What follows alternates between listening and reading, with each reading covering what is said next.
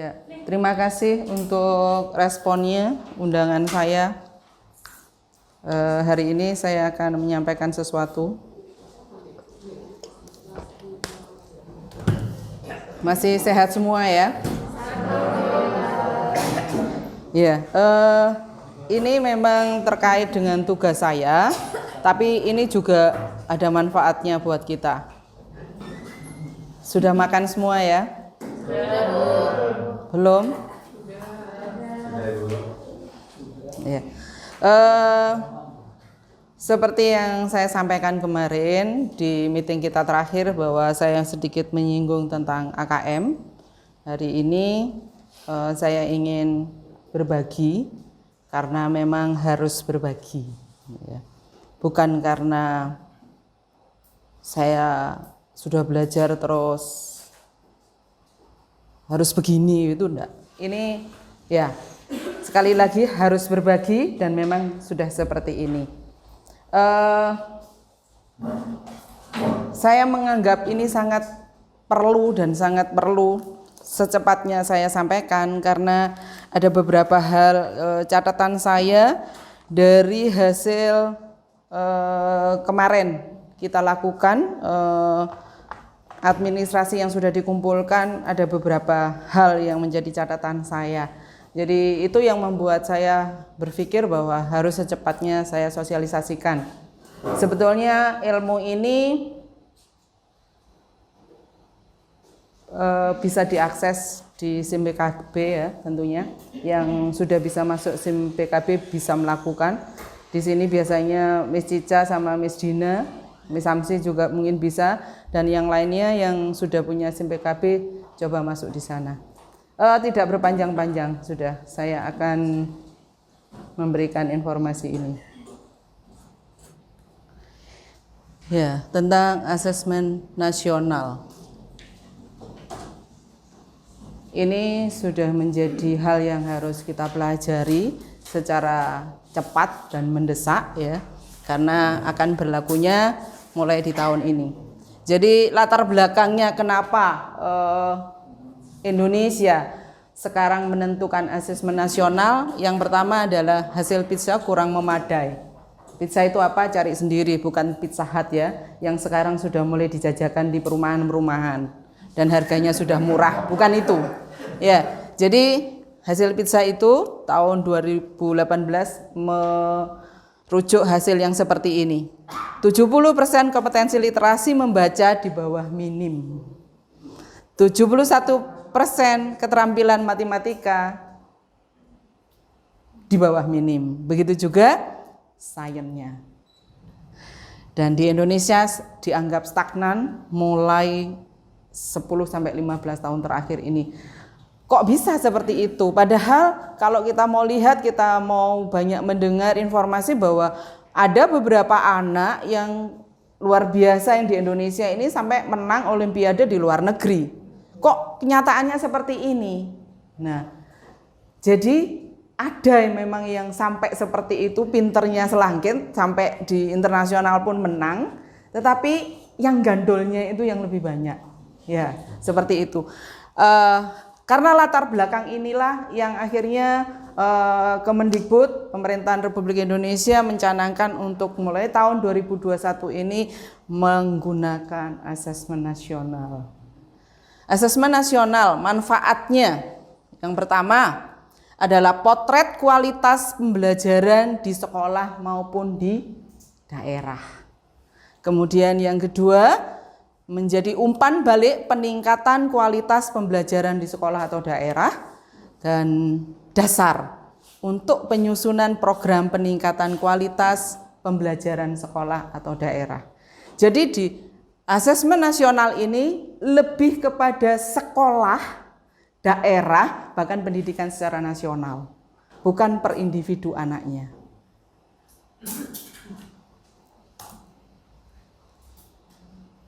Kemarin saya sudah singgung juga bahwa ada kompetensi yang harus kita mulai memikirkan bagaimana, seperti apanya, yaitu kecakapan hidup abad 21. Ya, kecakapan belajar dan berinovasi. kecakapan menggunakan teknologi informasi, kecakapan hidup untuk bekerja dan berkontribusi pada masyarakat. Nah, coba kita mulai merenungkan, selama yang kita menjadi seorang guru, bahkan saya yang sudah puluhan menjadi seorang guru, kecakapan 21 ini tidak mudah. Contohnya, kecakapan menggunakan teknologi informasi. Buat saya, yang saya ingat sekali ada tokohnya Unet yang bilang seksi gitu ya, yang umurannya 51 ke atas untuk menggunakan teknologi gitu loh ya. Jadi mau tidak mau memaksa saya, dan hari ini saya bisa tampil begini, ini ya beberapa hari saya dengan segala kekurangan dan ketidakbisaan saya bisa seperti ini. Terus buat saya sudah pencapaian yang luar biasa. Bagi kalian itu hal yang biasa, kalian sudah biasa presentasi, kalian bikin ini. Tapi buat saya ini adalah produk first time saya. Jadi menggunakan teknologi informasi ini yang harus benar-benar kita menjadi wacana kita. Kemudian inovasi, kemudian yang terakhir itu kecakapan hidup untuk bekerja dan berkontribusi kepada masyarakat. Ini tidak mudah loh.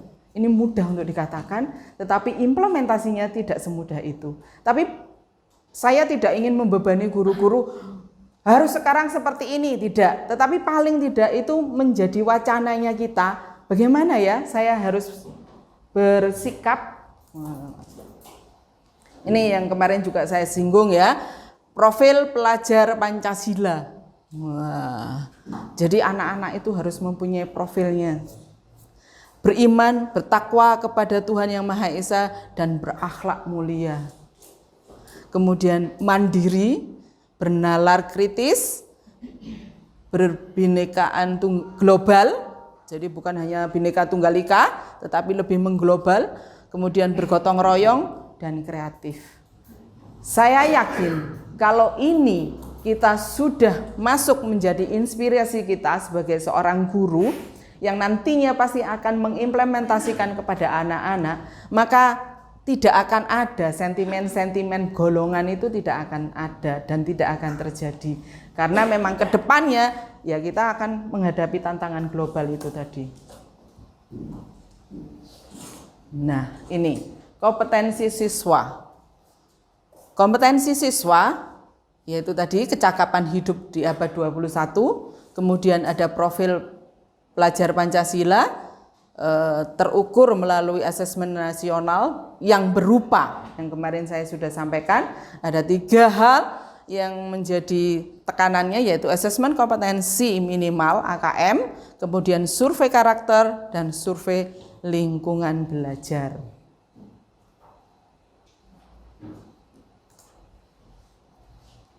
Sekarang saya mau tanya, sekilas tadi saya sudah sampaikan sebagai awalnya. Sekarang kira-kira ya, asesmen nasional itu bisa enggak kita samakan dengan ujian nasional? Tidak bisa. Alasannya apa? Kalau kan menurut saya lebih banyak mengacu pada keterampilan kognitif. Dengan asesmen nasional sepertinya tidak hanya kognitif tapi juga afektif dan psikomotor. Iya. Benar. Ada yang lain? Ada yang lainnya? Lengkap. Ya. Kenapa kemarin saya mengawali di grup seperti itu? Bukan saya sok keminter, terus karena mari belajar ini langsung. Bukan. Saya ingin mengawali aja. Bagaimana sih dalam kita menghadapi informasi? Bagaimana sih? Seperti itu. Jadi anak-anak itu nantinya bertanggung jawab terhadap jawabannya, gitu loh. Begitu juga itu yang harus kita latih dari diri sendiri, dari saya sendiri sebagai kepala sekolah, begitu juga guru-guru, dan itu akan ke anak-anak. Nah, itu akan lebih, gitu ya. Ya, ada yang lebih bisa menjawab. Kriteria pembandingnya. Ini asesmen nasional, itu ujian nasional. Ya. Di dalam tujuan pelaksanaan, kalau di asesmen nasional adalah mengevaluasi mutu sistem satuan pendidikan. Sedangkan di ujian nasional mengevaluasi capaian belajar siswa. Benar apa enggak? Betul, karena anak-anak akan memiliki nilai sendiri-sendiri. Kemudian jenjang penilaian. Ada SD, MI, SMP, program kesetaraan jenjang dasar dan menengah. Apa sih Bu program kesetaraan dan jenjang menengah? Nanti ada. Kemudian ada kemarin kalau di sana kan SMP, MTS cuman yang formal saja. Kemudian level siswanya ada di kelas 5, 8, 9. Kalau yang ujian nasional ada di tingkat akhir. Kemudian kalau subjek siswa, survei siswa dipilih secara acak untuk mengikuti AN. Sedangkan kalau ujian nasional, sensus semua siswa mengikuti UN. Jadi kalau kemarin terakhir kita mengikutkan anak 22 untuk mengikuti peserta UN, ya 22 anak itu yang mendapatkan nomor dan soal dan dikerjakan dan dapat nilai. Kalau ini dipilih secara acak mengikuti asesmen nasional. Ada yang sedikit menggelitik di dalam pikiran kira-kira? Bagi saya pribadi sebagai pemimpin divisi primary di sini, ini mengerikan buat saya. Kalau sing kenek itu, saiki golongannya sapa, Miss? Kelas 6 sing saiki sing rada pinter sapa? Nah, kalau sing gampang ini sapa? Petris, Queen V. Lek pas 5 iku ngono kabeh, yo enak aku tenang-tenang gitu ya. Tapi lek pas 5-ne itu Edward, itu tadi Rifat, Matthew. Dan itu diacak, dan yang mengacak itu bukan saya, bukan guru-guru, tetapi sistem di dalam Dapodik nanti, yaitu Pak Tung. Apakah seperti itu? Tidak. Justru itu bebannya di kita semua, bagaimana kita menciptakan kompetensi di dalam kelas itu maksimal.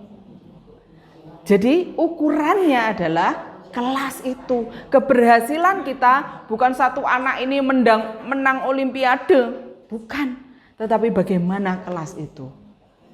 Nah, ngeri kan? Tapi sedep. Ya. Kemudian model soal. Ada pilihan ganda. Lah, kenapa?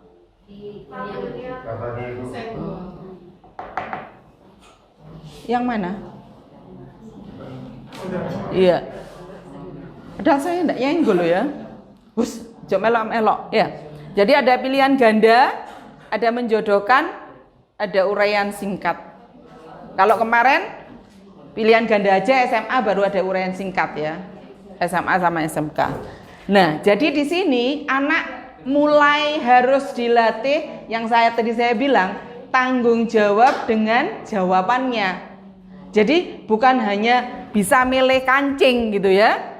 Pernah kan dulu, saya pernah jaga dulu itu waktu anak-anak ujian itu ngitungi kancing. Oh, judek gitu ya. Ya sing ngitung kancing terakhir ya apa ya wis itu pilih. Atau mungkin ada step, oh itu lucu. Tahu step kan? Nah, itu ditulisi A, B, C, D gitu diuncal nona kayak daduan gitu. Ya, kemudian sasaran penilaian. Kalau di asesmen AN yaitu kompetensi literasi, numerasi, karakter, serta iklim satuan pendidikan yang mendukung pembelajaran. Kalau yang ke sana hanya terhadap penguasaan mata pelajaran, dan yang diujikan cuman 3, gitu kan? Nah, tapi kalau di sini ini kompleks. Jadi numerasi dan literasi. IPS-nya kemana? Sainsnya kemana? Art-nya di mana? PJOK-nya di mana? Ya wis situ, bulet dari sisi, ublek. Kemudian metode penilaian. Ini saya belum paham ini. Computerized Multi-Stage Adaptive Testing, MSAT. Nah, kalau yang kemarin itu kan sudah kita lalui ya. Seperti ini. Jadi dari sini kita akan mendapatkan gambaran yang konkret bahwa AN tidak sama dengan UN. Yang tadi tujuannya kan jelas bahwa tujuannya adalah apa tadi? Ada 3 tadi loh. Ya wis. Ya. Tadi asesmen nasional AKM. Jadi ada 3 tadi yang dimaksudkan ini. Ada asesmen literasi membaca. Membaca meliputi apa saja? Memahami. Oh ya, agamanya di mana? Oh ya di situ.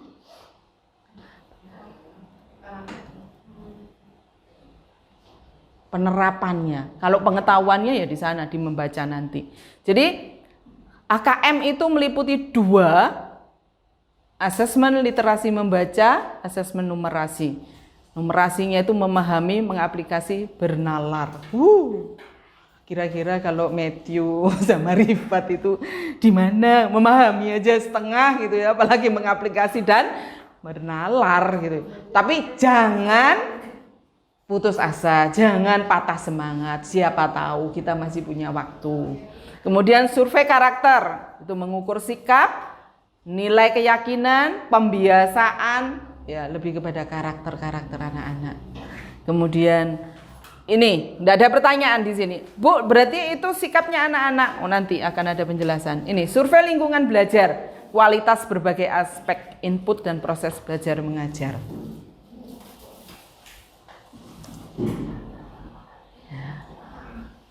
Ini jadwalnya. Jadwal pelaksanaan itu ada soal yang harus dikerjakan, jadi SD. Nah ini tadi yang kesetaraan tadi loh. Tadi kan SDMI apa gitu kesetaraannya. Itu kesetaraannya itu paket A. Mungkin ada yang belum paham, paket A itu setara SD. Kalau paket B itu SMP, kalau paket C itu SMA. Nah, apa itu ula, wutsa, ulya, kayaknya Mr. Ali lebih paham. Itu dari lebih ke menak ya. Ya, jadi itu seperti itu. Jadi tes literasinya ada 75 menit. Survei karakter 20 menit. Nah, itu yang hari pertama. Hari kedua. Soalnya seperti apa? Bisa nanti dicari. Ya. Dari sini kira-kira bisa membayangkan ya. Gitu ya. Gitu ya. Tantangannya kita. Nih soalnya. Jadi di primer di SD ada 3 level, yaitu level 1, 2, 3. Numerasi. Yang di soal tertingginya untuk kelas 1, 2 ya soal dari kelas 1 sampai kelas 2 lah ya. 31 soal. Level 2 48 soal, kelas 6-nya 47 soal. Seperti ini. Kemudian literasinya itu ada 2 kelompok, yaitu literasi teks fisik, fiksi kok fisik sampean. Aku nguasno Mr. Iqbal dari fisik. Literasi teks fiksi dan literasi teks info. Ya. Fiksi tentang apa saja? Info tentang apa saja? Info di sana itu bisa tentang sainsnya, bisa tentang artnya, tentang apa saja lah. IPS-nya, PKN-nya, dan seperti itu. Nah, numerasi. Yang termasuk numerasi itu bilangan, geometri, pengukuran, aljabar, data, dan ketidakpastian. Ketidakpastian ini apa? Saya sendiri tidak pasti. Ya, literasi fisik. Fisik lagi, fiksi. Iya, menginspirasi terus. Ya, literasi teks fiksi, menemukan informasi, memahami, mengevaluasi, merefleksi. Literasi teks informasi, menentukan informasi. Oh, typo ini ya. Ya, maklumlah. Memahami itu koma ya. Mengevaluasi lah. Iya. Seperti itu. Ini masih tahap perlu ya nanti kalau saya itu kayaknya perlu intervensi khusus. Ya. Dari hal ini yang kita bisa melihat hari ini, kira-kira membuka wacana kita. Bagaimana selama ini saya mengajar? Kira-kira saya sudah enggak mengajari mereka menemukan informasi, memahami, mengevaluasi, dan merefleksi. Menemukan informasi itu aja loh, kadang anak-anak tidak mudah kan? Nah, apalagi membaca ditanyai apa, siapa, mengapa gitu aja masih ini ya. Nah, seperti itu. Intinya ini informasi awal paling tidak membuka wacana kita. Ini komponen AKM literasi membaca. Nah, tadi kan ada informasi, ada fiksi. Di sana ada teks yang bertujuan untuk memberikan fakta, data, dan informasi dalam rangka pengembangan wawasan serta ilmu pengetahuan yang bersifat ilmiah. Kemudian ini konten, ya. Nanti coba dilihat-lihat atau mungkin sekarang lagi nganggur, coba cari apa sih bedanya konten dengan konteks, ya. Jadi mencari, mengakses serta menemukan informasi tersurat dari wacana. Kalau konteksnya itu lebih ke personal, berkaitan dengan kepentingan diri secara pribadi. Kemudian kalau teks fiksi, teks yang bertujuan untuk memberikan pengalaman, mendapatkan hiburan, salah-salah tok ya Bu Rip kalau ngetik, menikmati cerita dan melakukan perenungan kepada pembaca. Aduh, merenungkan. Interpretasi dan integrasi. Memahami info tersurat maupun tersirat. Nah, tersirat dan tersurat memadukan interpretasi antar bagian teks untuk menghasilkan informasi. Kalau mungkin di bahasa Inggris ini sudah banyak dilakukan ya, tapi di bahasa Indonesia dan mata-mata pelajaran yang lain ya ini menjadi inspirasi ke depannya. Kemudian ke sosial budaya berkaitan dengan kepentingan antar individu budaya dan isu kemasyarakatan. Saintifiknya berkaitan dengan isu aktivitas serta fakta ilmiah baik yang telah dilakukan maupun futuristik. Evaluasi dan refleksinya menilai kredibilitas, kesesuaian, keterpercayaan teks serta mampu mengaitkan isi teks dengan hal lain di luar teks. Kalau anak-anak sing di atas ini sih gampang, tapi bagaimana yang ini loh? Pasti di kelasnya masing-masing ini sudah pernah pegang kelasnya masing-masing, pasti sudah akan terpikirkan kan? Kira-kira sing koyo ngene iki sing iso sapa, sing enggak bisa. Itu berapa persen coba saya tanya? Dari kelasnya kalian masing-masing itu. Kira-kira yang mampu berdasarkan seperti ini 50%? Oh, terlalu banyak Bu gitu ya. Ya. Jadi di dalam AKM nanti ada 4 hasilnya, yaitu ya ini perlu intervensi khusus, dasar, cakap, dan mahir. Jadi penilaian anak itu ada 4 ini. Ya, kayaknya saya dalam membuat presentasi ini masih kayaknya perlu intervensi khusus ini. Murid belum mampu menemukan dan mengambil informasi eksplisit yang ada dalam teks, membuat interpretasi sederhana. Kemudian dasar, murid mampu menemukan, mengambil informasi eksplisit yang ada dalam teks serta membuat interpretasi sederhana. Cakap, murid mampu membuat interpretasi dari informasi implisit yang ada di dalam teks, mampu membuat simpulan dari hasil integrasi beberapa informasi dalam satu teks. Sedangkan mahir, coba bayangkan kira-kira murid kita ada di mana? Murid mampu mengintegrasikan beberapa informasi lintas teks, mengevaluasi isi, kualitas, cara penulisan suatu teks dan bersikap reflektif terhadap isi teks. Ini teori ya, semuanya ini teori. Tapi itu yang perlu kita tahu. Nah, dari hal ini kira-kira materi atau pembelajaran yang sudah diberikan itu sampai menginjak semester 2 ini kira-kira masih ada di mana ya? Dasar?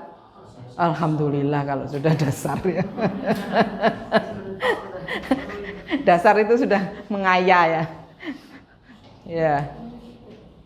Nah, ini kalau numerasi, tadi kan literasinya. Nah, kalau numerasi ini bagiannya Miss Sam ini. Guru kelas ya, matematika ya, coba perhatikan. Perlu intervensi khusus. Jadi nanti nilainya anak-anak itu ya termasuk harus 4 ini. Jadi kalau misalnya tadi kita kembali ke awal ya, bahwa anak-anak itu diacak, yang membuat soal bukan kita dari sana, dan sistemnya adalah komputerisasi. Sudah pernah diadakan di bulan Desember kemarin, tapi kita kebetulan tidak. Nah, itu nanti siswa yang ikut itu akan mendapatkan nilai yang seperti ini. Bayangkan siapa yang ikut, nilainya apa, kira-kira seperti itu ya. Jadi perlu intervensi khusus, hanya memiliki pengetahuan matematika yang terbatas, penguasaan konsep yang parsial, dan keterampilan komputasi yang terbatas. Kemudian yang dasar, memiliki keterampilan dasar matematika, komputasi dasar dalam bentuk persamaan langsung, konsep dasar terkait geometri dan sistematika, serta menyelesaikan masalah matematika sederhana yang rutin. Kira-kira Miss Sam kan ngajar kelas berapa? 4, 5, 6 ya? 5, 6. Oh, 5, 6. Dari anak-anak kita kelas 5, 6 di mana, Miss? Cakap, mampu mengaplikasikan pengetahuan matematika yang dimiliki dalam konteks yang beragam. Mahir, mampu bernalar untuk menyelesaikan masalah kompleks serta non-rutin berdasarkan konsep yang dimiliki. Kelas 1 sampai kelas 4. Gimana anak-anak? Ya, pasti di bayangannya guru-guru, aduh, anakku kayak gini. Nah, kemarin itu saya lihat persiapannya di semester 2, ya nanti aja dah, ini saya lanjutkan. Nah, perbedaannya. Perbedaan pembelajaran berdasarkan kompetensi dan konten. Kalau ini kira-kira yang kompetensi ini yang sekarang. Betul? Kalau yang konten tadi yang ya. Jadi berpusat pada kebutuhan, belajar untuk memahami konsep dan keterampilan, menunjukkan kinerja dengan menerapkan konsep, pembelajaran terkait dengan konteks kehidupan nyata, orientasi pada proses dan penguasaan kompetensi. Ini kompetensi. Sedangkan yang di sana berpusat pada materi pembelajaran. Makanya sampai kemarin saya lihat persiapan di semester 2 ya, berkutatnya pada materi. Kemudian belajar untuk cakupan materi, menjawab serangkaian pertanyaan tes berdasarkan topik, kemudian pembelajaran kurang tidak terkait dengan konteks kehidupan nyata siswa.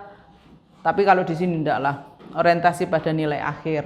Karena yang dicapai, yang diinginkan adalah nilai.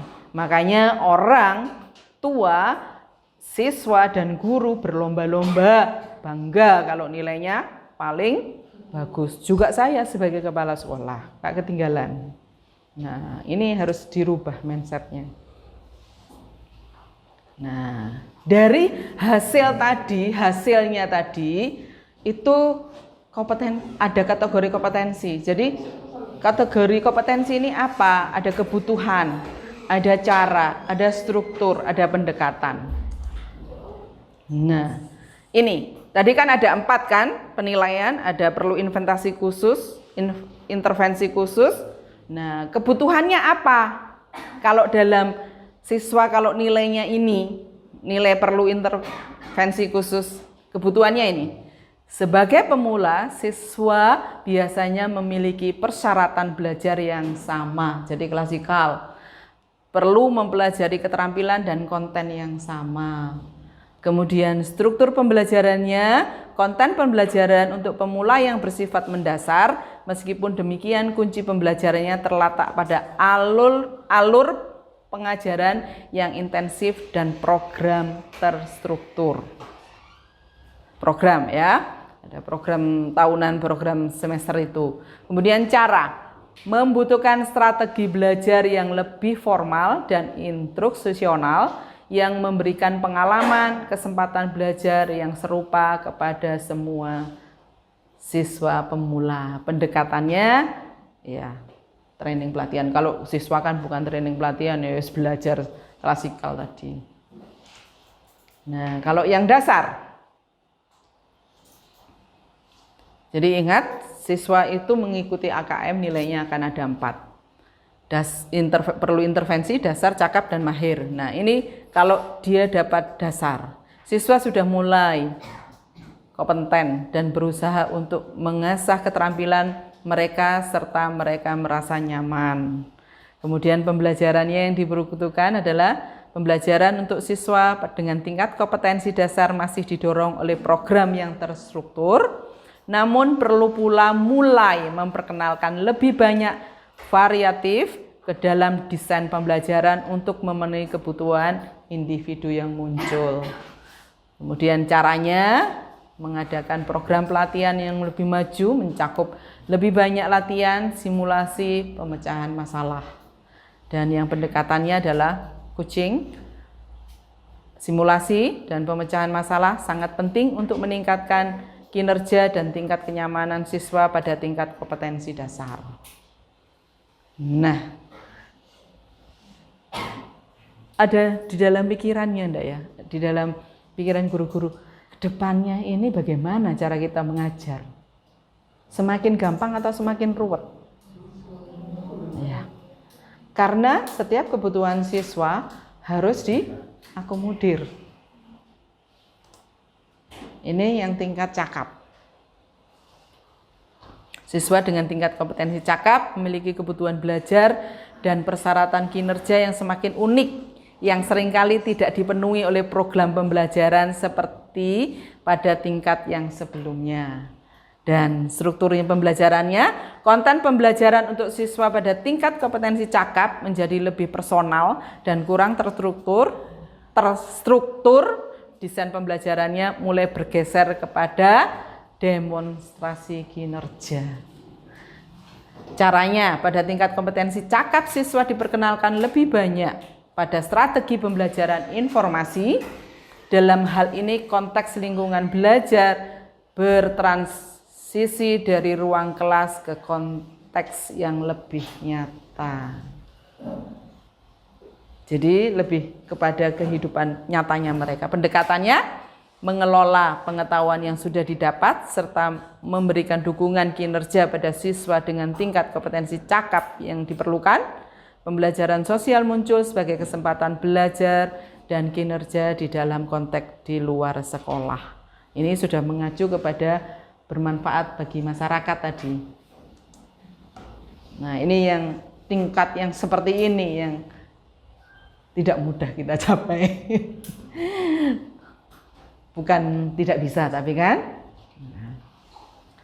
mahir. Siswa yang telah mahir bisa disebut pada tahap ahli memiliki kebutuhan pembelajaran. Persyaratan kinerja masing-masing, master, pakar cenderung personal dan deskriptif, mengenal dirinya sendiri, unik dan berbeda dengan yang lain.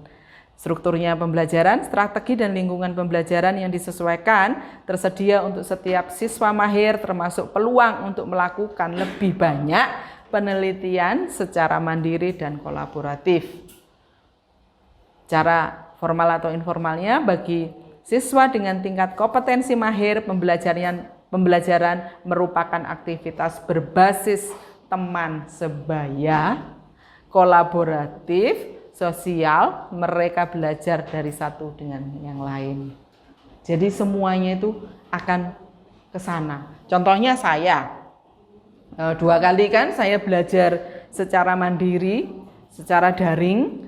Saya harus memahami materi, kemudian saya harus mengerjakan soal, dan itu tidak selesai di sana. Saya harus membuat program kayak kemarin itu kan, membuat program, dilaksanakan dan divideokan, di-upload di YouTube. Begitu juga hari ini.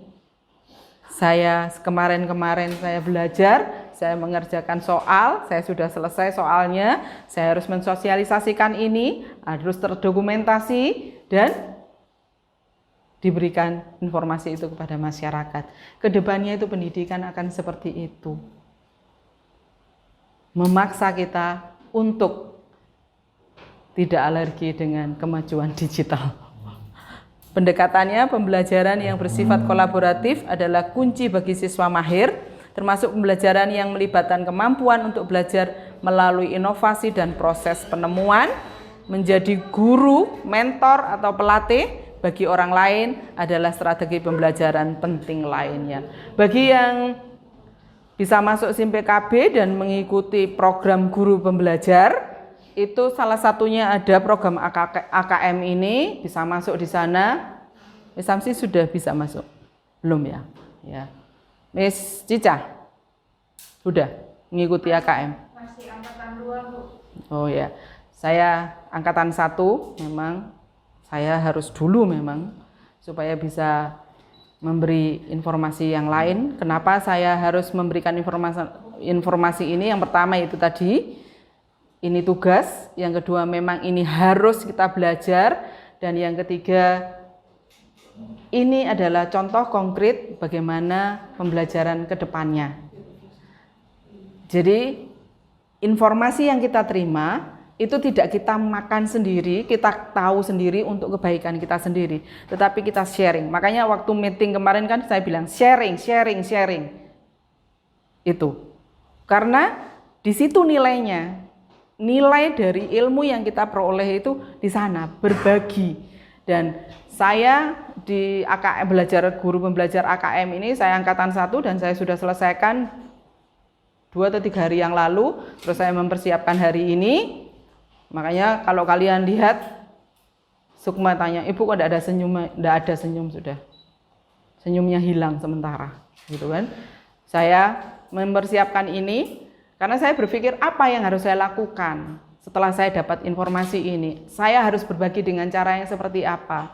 Dan di sana juga saat saya mengerjakan itu, kita kan harus masuk bergabung di Telegram.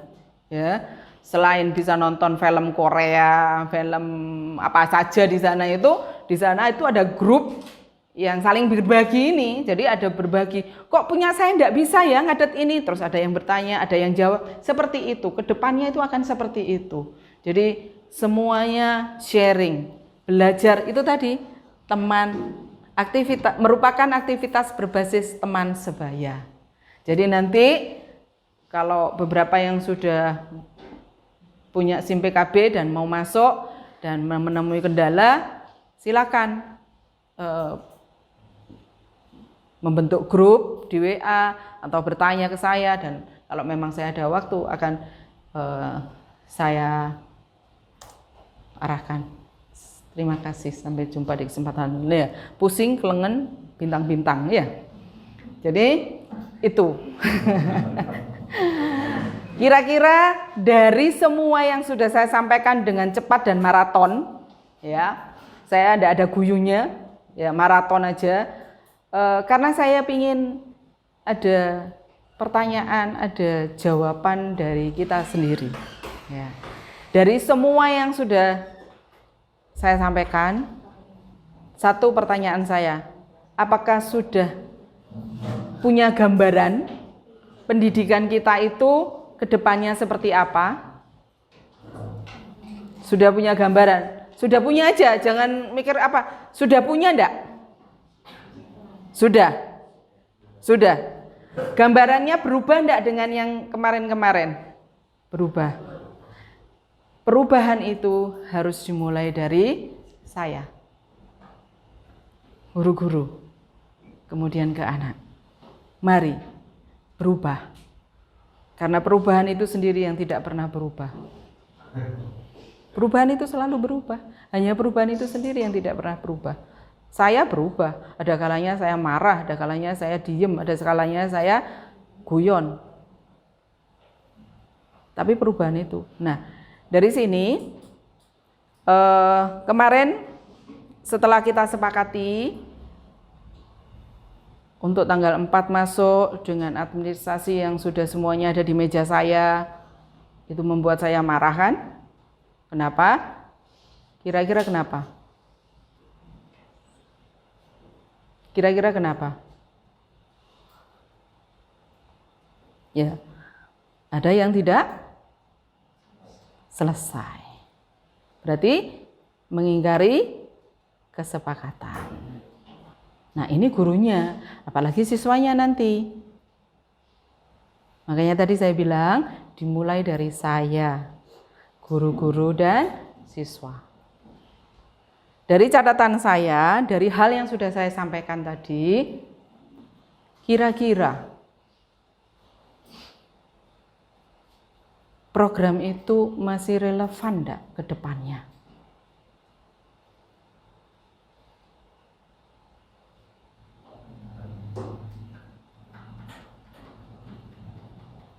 Ini ada keterkaitannya dengan PMP yang kemarin kita isi. PMP di sana menyebutkan kurikulum yang kita gunakan ini kurikulum yang seperti apa. Begitu ya Miss Em? Miss Em yang membantu ngisi Miss Nana kemarin. Di sana ada pilihan tetap K13 secara utuh dan menyeluruh gitu ya. Kemudian disesuaikan dengan kondisi. Adalah pilihannya begitu dah. Saya ya lupa. Nah, kalau waktu itu guru-guru mengisi, ada beberapa guru yang akan mengisi, tentunya itu akan membawa wacana kita bahwa kurikulum yang kita lakukan di masa pandemi ini ada hal-hal yang tidak perlu kita berikan kepada siswa, ada yang perlu. Jadi tidak semua yang ada di silabus yang tinggal copy itu semuanya di copy. Harus sudah ada perubahan. Itu catatan saya. Ya. Dari saya melihat administrasi kemarin yang diserahkan di meja saya, kalau memang copy paste ya copy paste, enggak apa-apa. Cuman kalau ada hal-hal yang enggak sesuai dengan sekolah kita ya jangan pokoknya copy paste. Kedepannya saya berharap silabus itu bisa kita apa? Dikembangkan, disesuaikan dengan kondisi sekolah. Jadi kalau silabus itu memang ada yang tinggal di-copy, dikerjakan, terus dikumpulkan ke saya. Tapi mosok sampai di bawahnya itu kepala sekolah NIP, jelas-jelas saya tidak punya NIP. Nah, kayak gitu-gitu itu, aduh riskan lah, gitu ya. Kemudian itu tadi saya harap saya kemarin tanda tangani semua yang ada di saya itu. Cuman saya punya catatan, siapa yang belum, siapa yang kurang, siapa apa ini sudah saya catat. Kan sebelum liburan kan saya sudah sampaikan bahwa nanti tanggal 4 kita kumpul, ada di meja saya akan ada catatan. Dan itu tadi dimulai dari saya harus ada kerjaan juga kan gitu loh. Nah, kemudian ya itu tadi sih pertanyaannya, sudahkah disesuaikan dengan kondisi pandemi yang kemarin itu. Saya tanda tangani semua, tidak ada yang tidak tak tanda tangani, saya tanda tangani. Cuman di sini juga kita belajar. Apa yang kita kerjakan untuk orang lain menandatangani itu berarti kita juga setuju kan apa yang kita tulis tadi.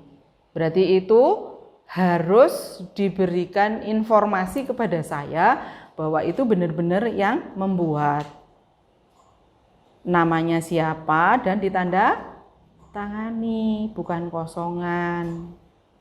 Ditanda tangani bahwa si guru ini aku membuat, aku sudah dengan sadar membuat ini, kemudian saya tanda tangan. Kan seperti itu ya. Betul apa salah saya? Jadi masih ada yang belum ada tanda tangannya, terus maksudnya apa ini?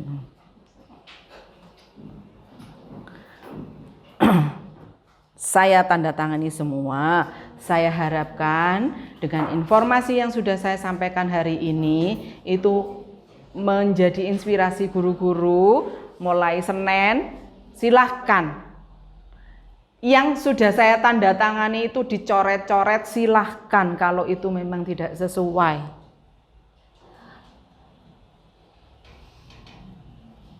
Supaya tahun ajaran depan itu sudah akan lebih baik.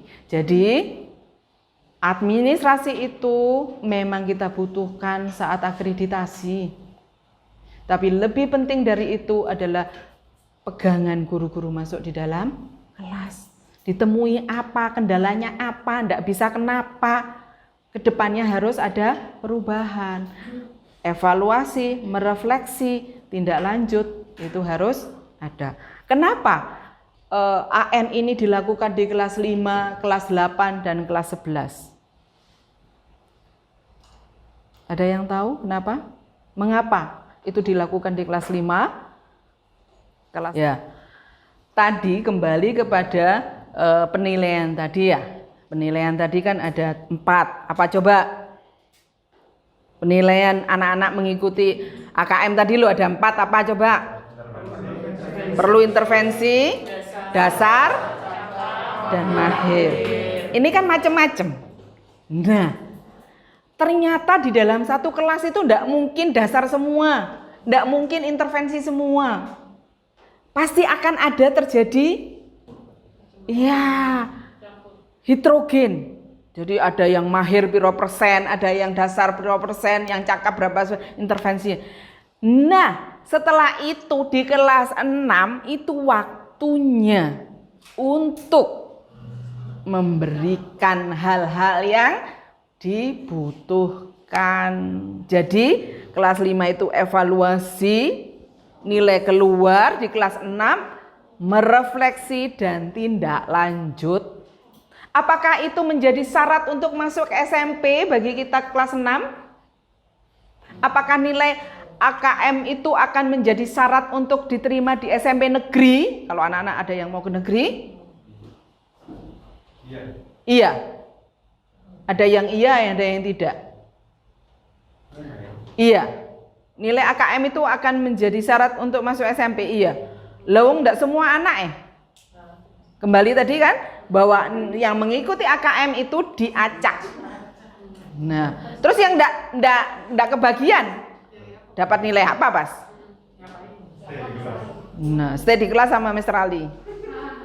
Ya. Jadi, nilai AKM itu tidak menjadi syarat atau apa ya?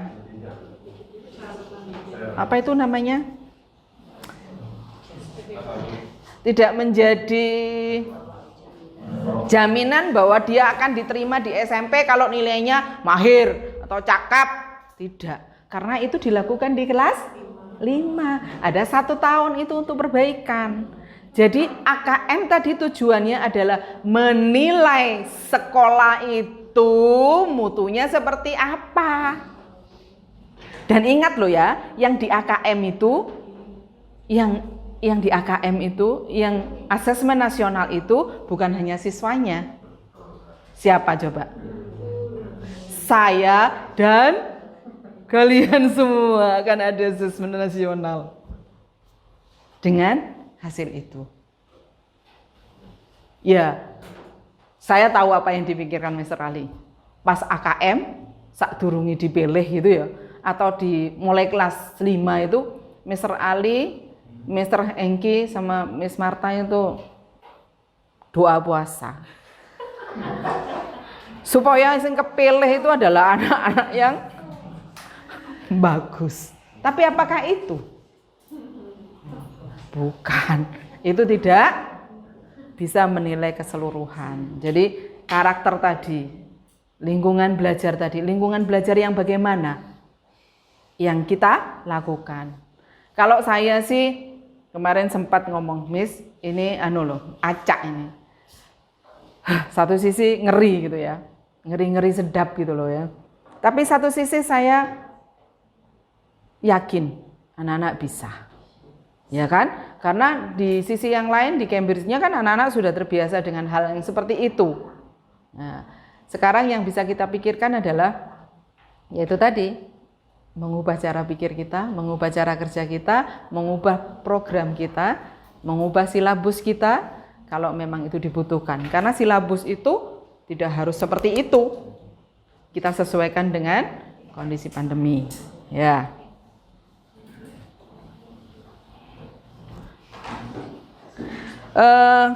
Catatan saya tentang, karena ini keterkaitan dengan program yang terstruktur tadi, kalau ada yang membuat RPP-nya, lesson plan-nya itu sampai selesai, sampai akhir semester 2 itu hebat saya pikir ya, luar biasa. Luar biasa. Karena sebetulnya membuat 1 minggu ke depannya itu aja sudah menguras tenaga kan, memikirkan kayak apa gitu ya. Ya enggak apa-apa, saya menghargai, tapi akan lebih baik, akan lebih real itu kalau seminggu sebelumnya, 1 minggu ke depan, nah itu lebih real gitu loh. Karena 1 tahun, jangankan mikirkan 1 tahun gitu ya. Kondisi ini anak dalam 1 bulan, 2 bulan ke depan aja. Dan memang di lesson plan kita itu kan lebih sederhana ya. Tuan ini bla bla bla bla bla gitu. Nah, harapan saya RPP itu pun bisa dicoret-coret. Ya, kalau misalnya menemukan kendala apa di kelas, ternyata itu tidak tersampaikan karena kendala si ini begini, si itu begitu, gak apa-apa, di situ ditulis. Supaya itu tadi, itu namanya ya catatan ya, nanti merefleksi diri dari tahun berikutnya ada perbaikan. Ya, seperti itu. Kemudian